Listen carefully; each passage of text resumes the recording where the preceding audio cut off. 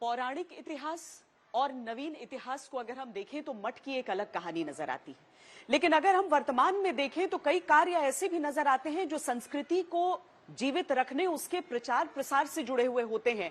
और सीधे तौर पर यह समझिए कि चाहे आजादी से पहले का समय हो, जब सामाजिक व्यवस्था में भी मठ का दखल रहा, राष्ट्रीय कार्य में भी रहा और उसके बाद राजनीति में भी।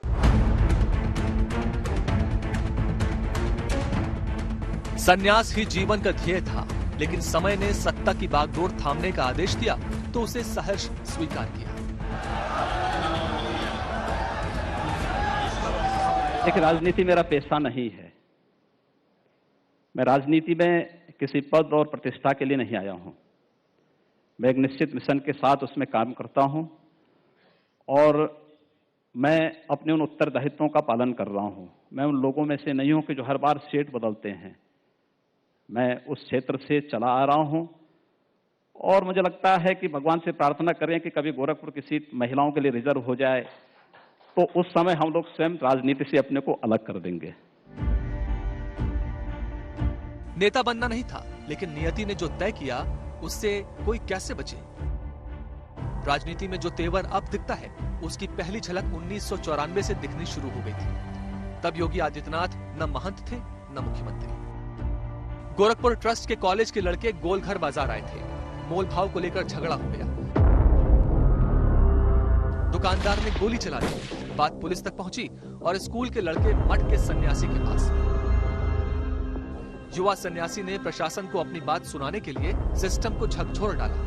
22 साल की आयु में उन्होंने यहाँ पर गोलघर पर पहली बार एक युवाओं का नेतृत्व किया। जी किया था उन्होंने, और ठीक था। वो जो है उस समय जो लड़ाई थी समाज के लिए जो है था वो, और वास्तव में उस समय जो छात्र थे, छात्रों के हित के लिए उन्होंने लड़ाई लड़ी। तब 22 साल का वो युवा सन्यासी लोगों के मन में अपने तेज तेवरों की वजह से दर्ज हो गया। स्कूल कॉलेज के लड़कों के अलावा गोरखपुर के और लोग भी अपनी फरियाद लेकर आने लगे। यहीं से योगी आदित्यनाथ अपने गुरु महंत अवैधनाथ की निगाहों में चढ़ गए। उन्होंने समझ लिया कि कौन सा रास्ता योगी आदित्यनाथ के लिए ठीक रहेगा। महंत अवैधनाथ ने अजय बिष्ट को आदित्यनाथ और आदित्यनाथ को योगी आदित्यनाथ बनाया था। उन्होंने योगी परंपरा के लिए कानों को लकड़ी से फाड़ते वक्त योगी आदित्यनाथ के चेहरे के शांत भावों को देखा था। तब योगी आदित्यनाथ ने दर्द को कैसे सहा, इसके किस्से आज भी मठ में सुनाए जाते हैं। योगी जी को जब कान उनका फाड़ा गया था, उस समय आप थे? हाँ, हम थे। तो उनको दर्द वैसा होता था या वो अंदर से बहुत? नहीं, तो वैसे वो दर्द में बैठे थे। वो हम भी चीरा लगाए थे, हम थे ना, हम ऊपर लगा चीरा ऊपर, हम भी थे। तो उनको सेवा नहीं हुआ। कुछ दिन तो सेवा हम किए हैं महाराज जी का। हाँ। वो चले गए ना, जो चीरा लगा चले गए, तो हम उससे कान धोए थे, उनका गर्म पानी करके धोए थे, हम ही नहीं धोए। ये परंपरा है नाथ संप्रदाय की कि किसी को भी योगी बनने के लिए कानों में कुंडल धारण करने होते हैं। कानों को नुकीली चीज या लकड़ी से फाड़ा जाता है।